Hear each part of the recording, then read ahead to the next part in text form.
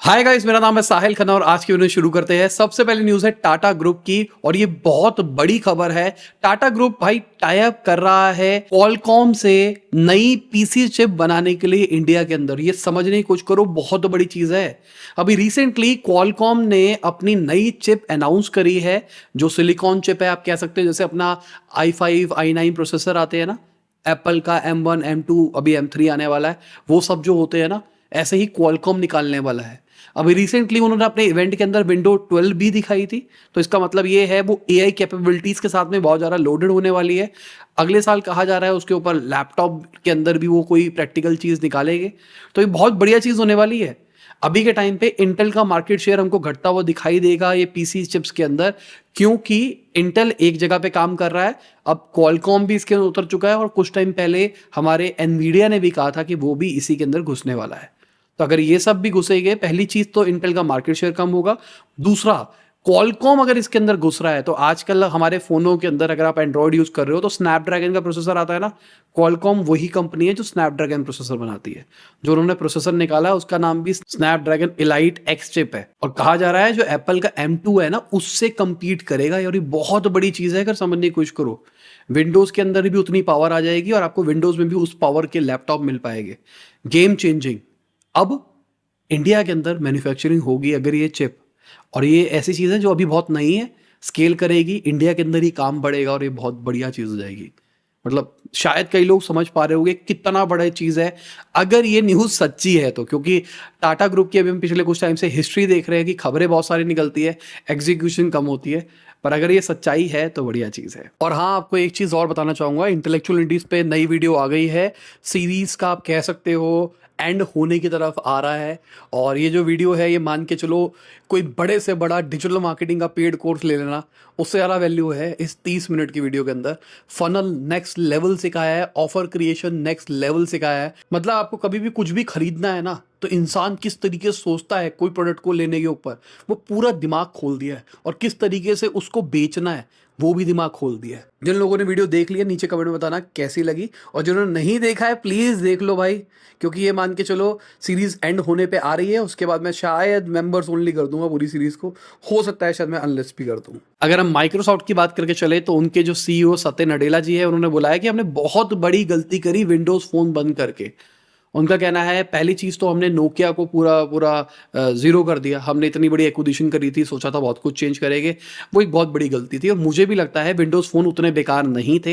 हाँ, इकोसिस्टम नहीं बन पा रहा था, पर मेरे पास लूमिया 1020 था और बहुत ज़बरदस्त स्टार्टिंग के अंदर यूट्यूब की बहुत सारी वीडियोज़ मैंने उसी से बनाई है। अगर कोई बहुत टाइम से फॉलो करता है उसको पता होगा, इंटेलेक्चुअल इंडीज़ पे उससे वीडियोज़ आती थी, और विंडोज़ वाले चला नहीं पाए तो ऐसा हो गया। बाकी मुझे लगता था विंडोज़ फ़ोन एज भी आराम से होते थे, जिस तरीके से आईफोन की बात करके चलते हैं बहुत अच्छे चलते हैं बहुत लंबे टाइम तक। सिमिलरली विंडोज फोन के साथ भी यही चीज होती थी, और खत्म हो गए, नहीं काम कर पाए। उनको रियलाइज हो रहा है, अभी उन्होंने लड़ने के लिए एंड्रॉइड के अंदर एप्स वेब्स बनानी शुरू कर दी है, क्योंकि उनको समझ में आ रहा है कि भाई ये गेम तो हार गए हैं, कुछ ना कुछ तो कर सकते हैं। अगर हम मैक की बात करके चले तो मैक के पास हमेशा हम बात करते हैं कि उनके पास में इको सिस्टम का एज है, कि आप आईफोन से एयर ड्रॉप कर सकते हो, कंप्यूटर के अंदर सब कुछ इंटरकनेक्टेड हो जाता है। विंडोज भी ऐसी कुछ ही कोशिश कर रहा है। अगर आपके पास में कोई लेटेस्ट विंडोज का है तो उसके अंदर आप अपना एंड्रॉइड फोन कनेक्ट कर सकते हो, तो वही वाली कोशिश कर रहा है वो।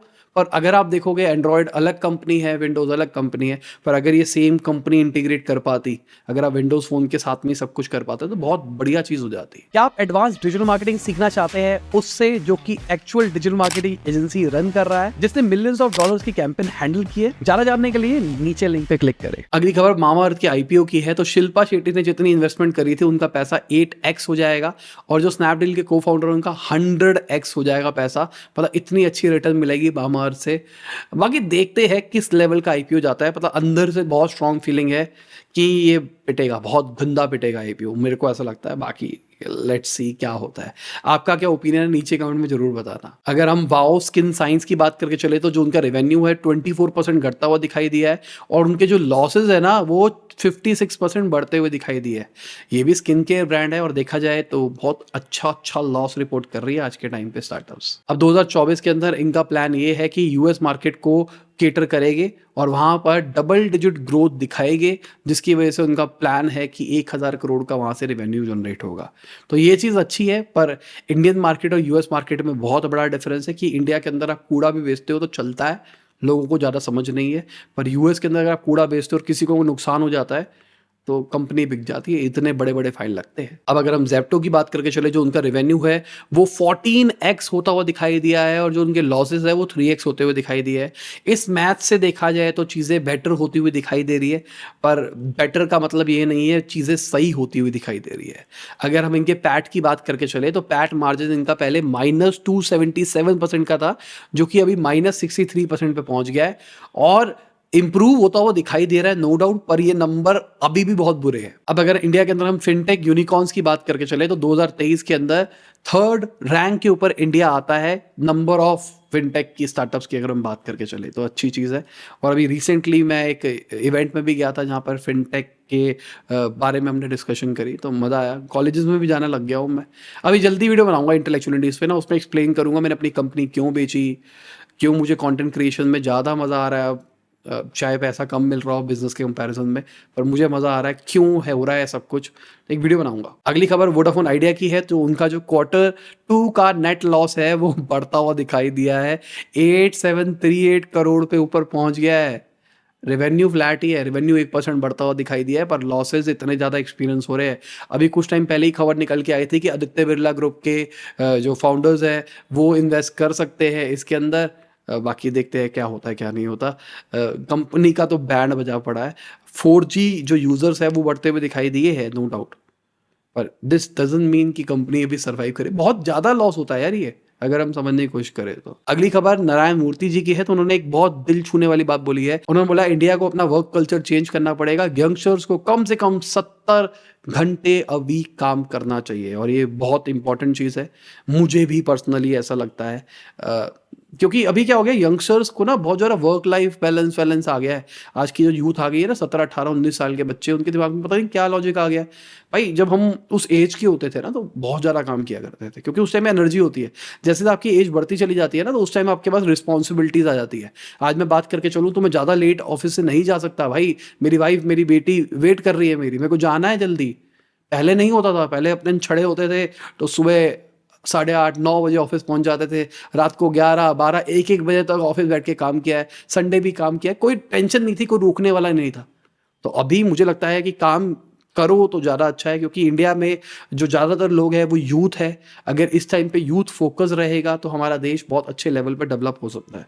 नारायण मूर्ति ने, अगर आपको याद हो, कोविड के बाद में भी यही बात करी थी 2020 के अंदर कि 60 घंटे अ वीक काम करना चाहिए कम से कम 2 से 3 साल तक, अगर हम इकोनॉमी को रिवाइव करना चाहते हैं। मैं इकोनॉमी की बात नहीं करूंगा, मैं कहता हूँ अगर अपनी लाइफ को भी इंप्रूव करना चाहते हो तो अपने वर्किंग आवर्स को अभी बढ़ाओ, अगर आपकी एज कम है तो। ठीक है, अभी अपॉर्चुनिटी है, अभी उतना प्रेशर नहीं है आपकी जिंदगी के अंदर। अभी वर्क लाइफ बैलेंस के बारे में मत सोचो, अभी काम के ऊपर, पैसे कमाने के ऊपर, करियर बनाने के ऊपर, स्किल के ऊपर, लर्निंग के ऊपर, उसके ऊपर ज्यादा ध्यान दो। अगली खबर मार्क जकरबर्ग की है। उनका कहना है भाई जो थ्रेड्स है ना, उसके पास में बहुत अच्छा चांस है 1 बिलियन यूजर्स आने वाले कुछ सालों में अचीव करने का। अगर देखा जाए तो जैसे ही ये थ्रेड्स लॉन्च हुआ था तो एकदम उनके यूजर्स शूट होते हुए दिखाई दिए, 100 मिलियन के आसपास पहुंचे थे। उसके बाद में धीरे धीरे घटना शुरू हो गया, बहुत सारे लोगों ने थ्रेड्स यूज करना छोड़ दिया, पर नंबर ऑफ यूजर्स तो मेंटेन ही रह रहे। मुझे लगता है कि अडॉप्शन उस लेवल का नहीं हो पाया थ्रेड्स का जैसा हो सकता था।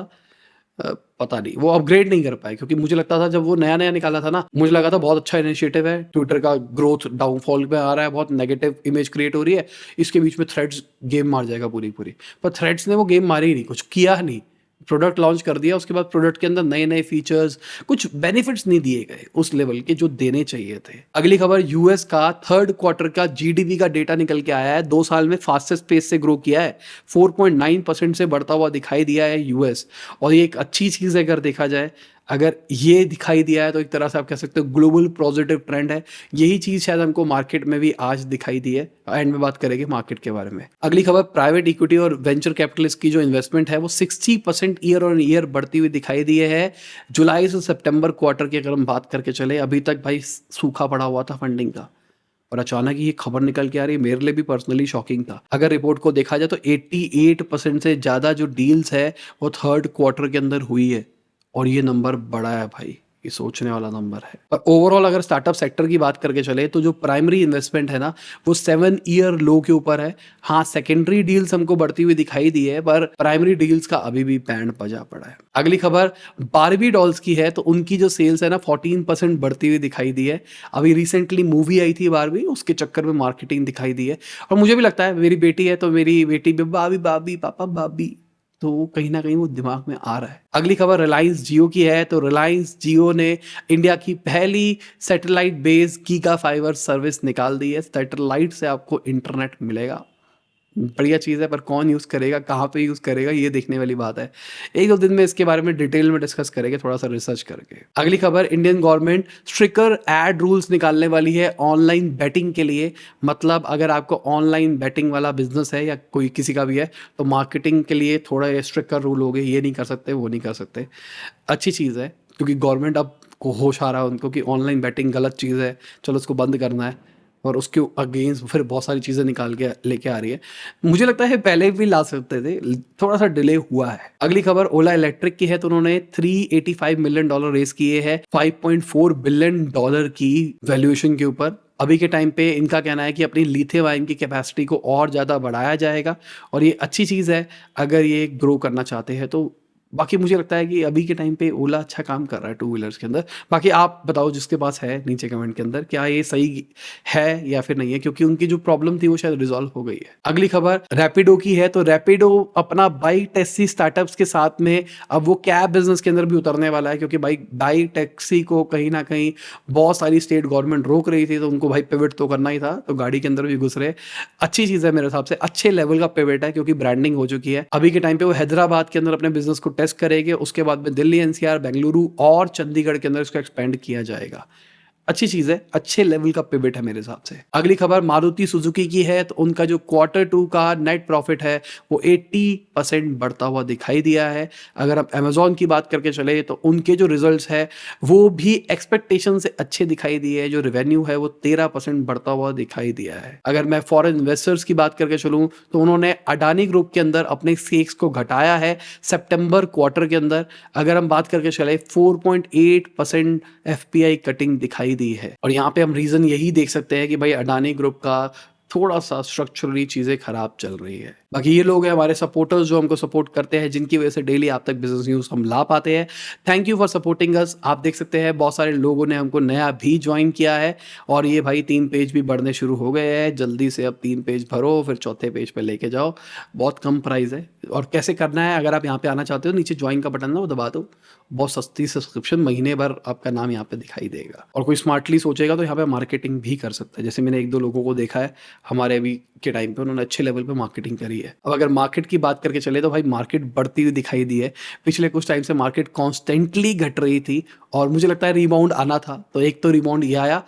इसका रीज़न कहा जा रहा है कि भाई ये यूएस की जो रिकवरी दिखाई दी है ना, इसका कहीं ना कहीं इम्पैक्ट पड़ा है मार्केट के ऊपर। बाकी देखो ग्लोबल सेंटीमेंट्स तो वही है, वॉर तो चल ही रही है, तो नहीं है वॉर रुक गई है। हमारी करेंसी अभी भी घटती हुई दिखाई दी है। यूएस की जो ट्रेजरी यील्ड है वो भी 3 बेसिस पॉइंट बढ़ती हुई दिखाई दी है। तो ऐसा कुछ नहीं हो गया कि भाई ग्लोबल सेंटीमेंट बदल गए, पर मुझे लगता है ये जो ग्रोथ दिखाई दी है ना यूएस के अंदर, उसकी वजह से मार्केट में इम्पैक्ट आया। और बाकी आना था क्योंकि पिछले कुछ टाइम से मार्केट घट रही थी। ये मेरा ओपिनियन है। बाकी जो ट्रेडर भाई लोग हैं नीचे कमेंट में बताना आपके हिसाब से ऐसा क्यों हुआ है। बाकी आप देख सकते हैं टॉप गेनर्स और टॉप लूजर्स को, कौन रहा ऊपर कौन रहा नीचे। इसी के साथ आज की बिजनेस खत्म होती है। उम्मीद करता हूं आपको मजा होगा। लाइक कर देना, शेयर कर देना, कमेंट बताना वीडियो कैसी लगी। बाय, गुड नाइट, शब, खुदा हाफिज़, गुड मॉर्निंग, आफ्टरनून, जब भी आप वीडियो देख रहे हैं। जय हिंद, वंदे मातरम।